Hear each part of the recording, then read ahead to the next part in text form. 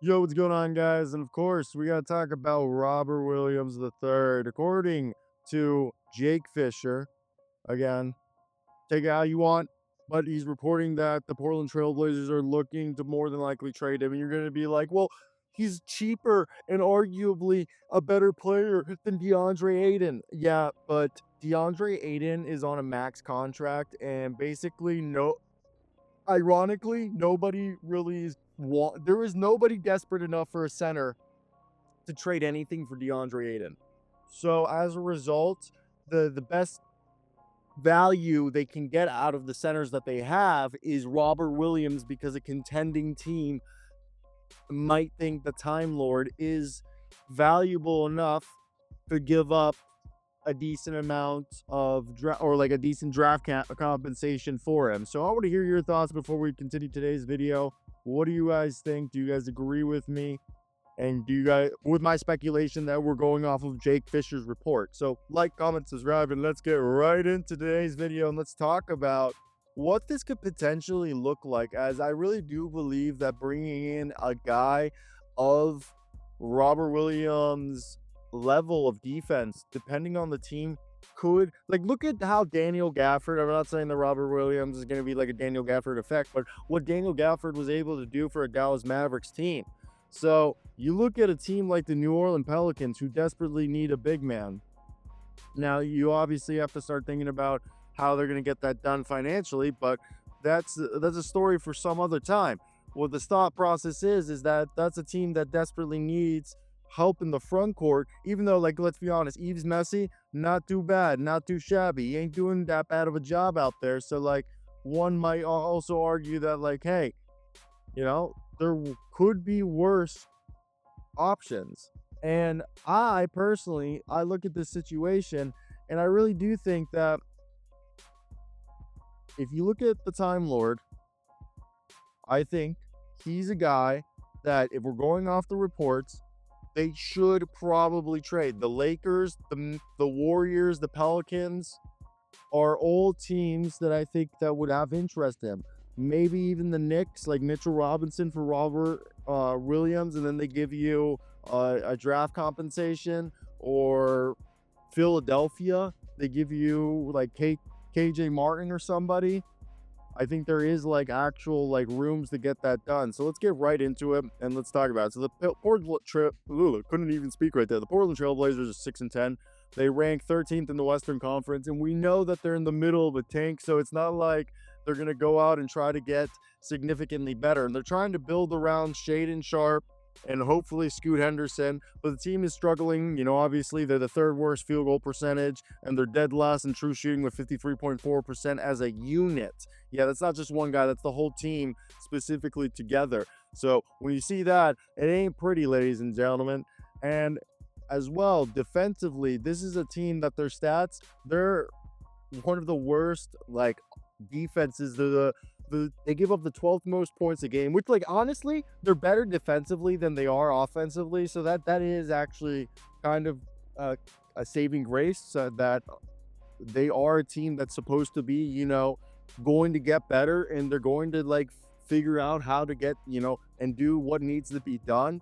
And I think this is a team that they're also just trying to figure out what guys are worth keeping and what guys aren't. And I think they are getting to a point where they kind of have an idea of what that's going to look like.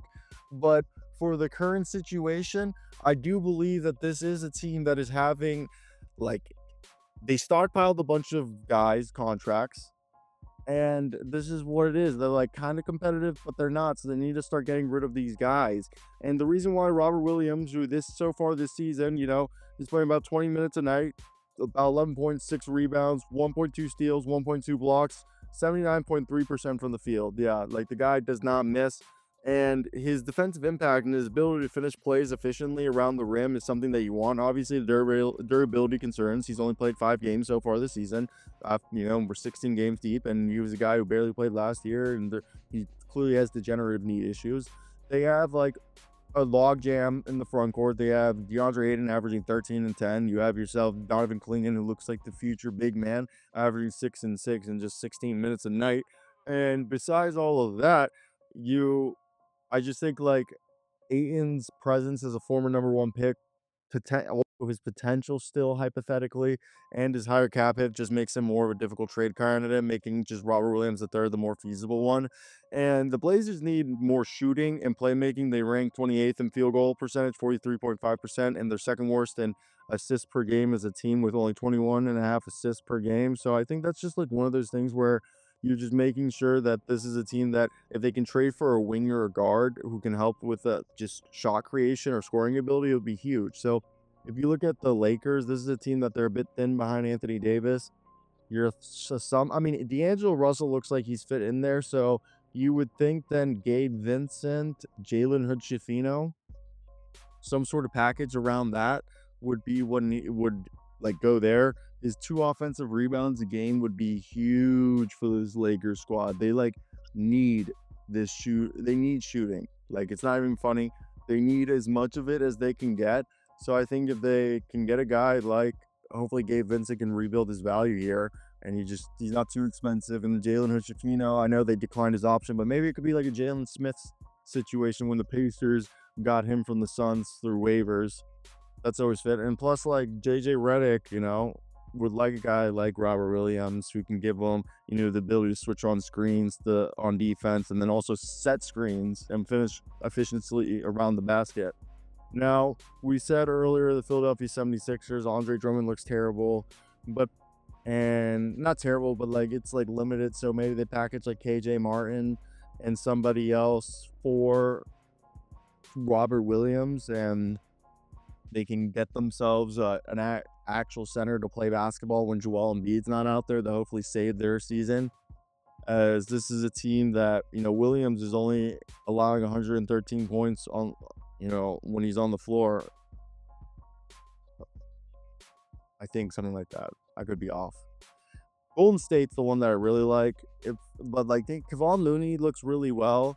So this one might not be needed unless they're just trying to get some sort of compensation for Jonathan Kuminga and not have Kuminga walk for free, which is what you could maybe see this. They're like, oh, Kuminga's going to leave for free. And maybe like somebody like Gary Payton isn't looking good or like isn't like want somebody they care to keep around. So they package him to just, do that. I could also see that kind of like being a situation. I think outside of that, we talked about the Knicks, like a Mitchell Robinson with like draft compensation. I think that's the easiest one. He could always go. I don't think he could go back to Boston. I was gonna joke around. Looking around, salary dump. Talk with you take on one of the contracts from Chicago. That could be something. I think that one's a bit hard. All in all, I think trading Robert Williams offers the Blazers an opportunity to maximize his trade value before injuries potentially diminish it completely.